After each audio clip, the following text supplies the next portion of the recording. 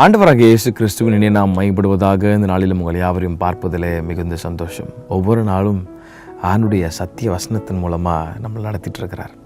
இந்த கடைசி காலத்தில் நம்மளை பாதுகாத்து கொள்வது ஒரே ஒரு காரியம்தான், இந்த வேத வசனம். இந்த வேத வசனம் தான் நம்முடைய வழிகளை உறுதிப்படுத்தும், நம்மளை பாதுகாக்கும், தப்பான வழிக்கு போகாதபடி நம்மளை அழகாக கைட் பண்ணும்.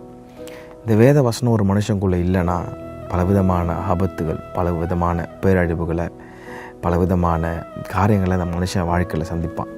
சமாதானம் இருக்காது, நிம்மதி இருக்காது, போராட்டத்துக்கு மேலே போராட்டம். ஆனால் ஒரு மனுஷனுடைய வாழ்க்கையில் ஆண்டுடைய வசனம் மட்டும் இருந்துச்சு வச்சுங்களேன், அவை பேர்பட்ட இடத்துக்கு போனாலும், அதாவது தாவீது சொல்கிறார், நான் மரண இருளின் பள்ளத்தாக்கில் நடந்தாலும் உடைய கோலும் அது தடியும் என்னை தேற்றும். அப்போது ஒரு மனுஷனுடைய வாழ்க்கையில் ஆண்டுடைய வார்த்தை ரொம்ப ரொம்ப முக்கியங்க. டைம் எடுத்து இதுக்கு உட்காந்து வாசிங்க, இதை ப்ராக்டிஸ் பண்ண கிருபைதாங்க ஆண்டவரேன்னு கேளுங்க. இந்த காலவேளையில் ஒரு ப்ராக்டிக்கல் மெசேஜ் ஆண்டவர் சொல்லித்தர விரும்புகிறார். என்னோடு கூட சேர்ந்து ரோமன்ஸ் சாப்டர் 13, ரோமருக்கு எழுதின நிருபம் 13ஆம் அதிகாரம் 13ஆம் வசனம். ரோமன்ஸ் 13 ஞாபகம் வச்சுக்கோங்க. நான் வாசிக்கிறேன். களியாட்டும் வெறியும் வேசித்தனமும் காமவிகாரமும் வாக்குவாதமும் பொறாமையும் உள்ளவர்களாய் நடவாமல் பகலிலே நடக்கிறவர்களைப் போல சீராய் நடக்க கடவோம் அப்படின்னு ரொம்ப சிம்பிளான ஒரு சப்ஜெக்டை அப்போஸ்தலனாகிய பவுல் இங்கே சொல்லித்தராரு. என்னென்ன சொல்கிறாரு? களியாட்டும் வெறியும் வேசித்தனமும் காமவிகாரம் வாக்குவாதம் பொறாமை இதெல்லாம் உனக்குள்ளே இல்லாமல் வெளிச்சத்திலே நடக்கிற பிள்ளைகளை போல சீராக நடந்து போ.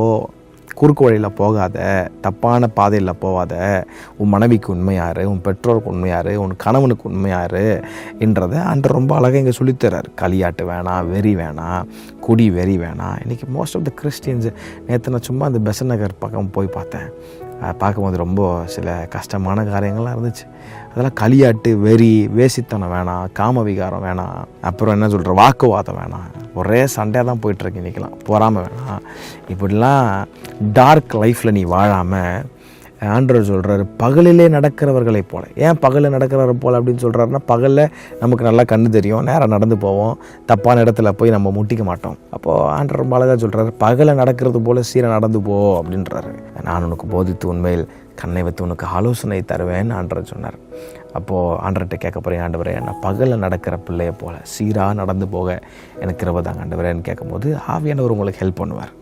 ஆமாம், அதனால் ஒரு நாளும் ஐயோ நான் என் பலத்தால் முடியும் அப்படி இப்படின்னு ஒரு நாள் உங்கள் பலத்தில் சார்ந்திருக்காமல் ஹோலி ஸ்பிரிட் கிட்ட உங்களை ஒப்பு கொடுத்துட்டிங்கன்னா அவருடைய பலத்தில் உங்களை கண்ட்ரோல் பண்ணி நடத்துவார். அது உங்கள் வாழ்க்கைக்கு ரொம்ப ஆசீர்வாதமாக இருக்கும். இந்த ப்ராக்டிக்கல் லெசனை ஃபாலோ பண்ணுங்கள். ஆண்டவரோட கூட வந்து உங்களை அற்புதமாக நடத்துவார். கர்த்தர் தாமே உங்களை யாரையும் ஆசீர்வதிப்பாராக. ஆமென்.